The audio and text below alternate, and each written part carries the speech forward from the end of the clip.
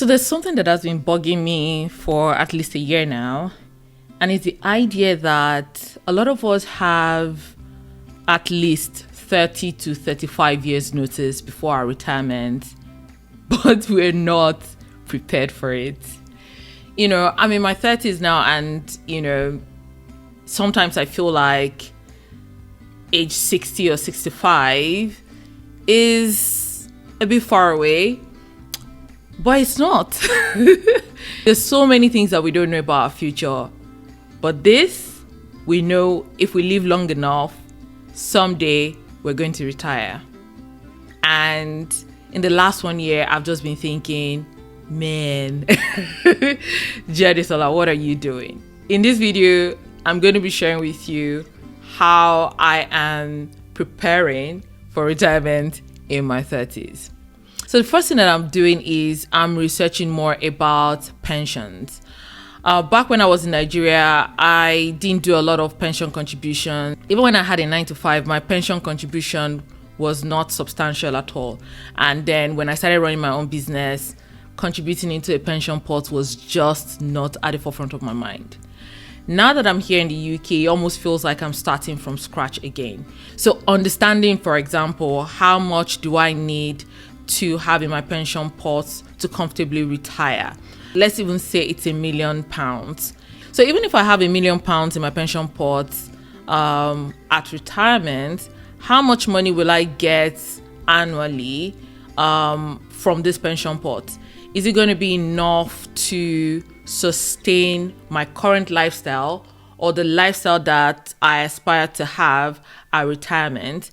So even though £1 million sounds like a lot of money, from my research, a lot of people structure their pensions that they get 4% of what is in their pension pot annually. So that's about, £40,000 per year. And I'm looking at my current lifestyle and the lifestyle that I want to have at retirement, and I'm thinking, will £40,000 be enough for me at that point in time? So these are like things that I'm researching on. Another thing that I want to do in terms of pension is to sort of like increase my pension contribution from my salary so that I can max out my employer's contribution as well. And these are like little things that I'm doing in terms of pension. The second thing that I want to do now is to also invest more in stocks and shares. This is one investment area that I have not done so much in. I do have a few stocks and shares, but I haven't done a lot. So this year I plan to, open a Trade 212 account and do regular contributions just to buy shares that I will just leave and forget about. So the idea is to just put this money aside and watch it grow. So the third thing that I'm trying to do is to continue to upskill myself to make sure that I continue to have employable skills. With the way the world is evolving now, it's very important more than ever before to continue to learn, to continue to, upskill yourself, because, hey, if you say, oh, you don't want to be in paid employment in your late 40s or in your early 50s, and that is the situation that you found yourself, you want to make sure that you're still relevant. So what you don't want is to not get to that age and find out that you don't have relevant skills to keep you in paid employment, which is your primary source of income up until retirement. At age 50-ish, there are like some risks that you probably don't want to take. And to be very honest, learning some things at a certain age might just not be the best idea, because even right now, there's certain things that I struggle learning that would have come really easily to me when I was much younger. Another thing that I'm doing now is to try and increase my property portfolio. So one of the things that I want to try and do is buy at least one investment property every year over the next 5 years. And it's going to take a lot of work. These are assets that I intend to hold for a very long time. I may get more than 5, who knows? But it's a start for me to start to build something that I can have at retirement.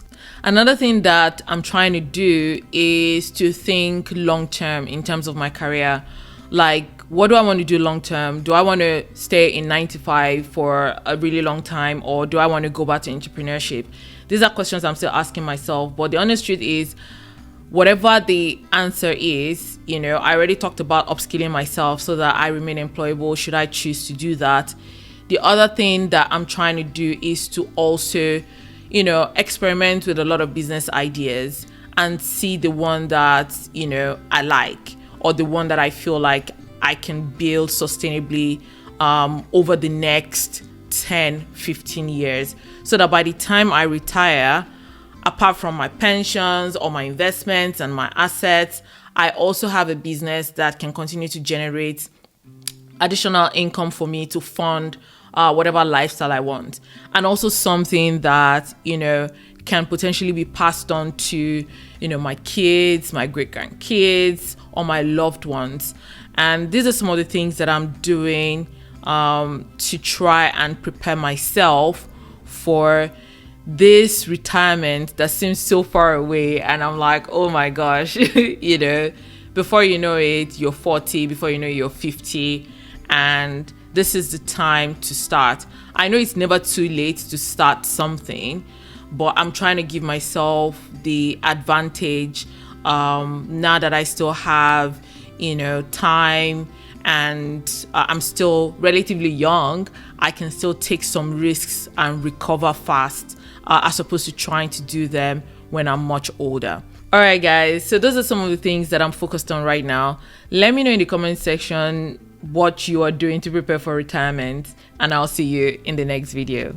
Bye. The last 1 year, there's something that has been bugging me, and it's the idea that a lot of us have at least 30 to 35 years experience. Did I just say experience? Like, really?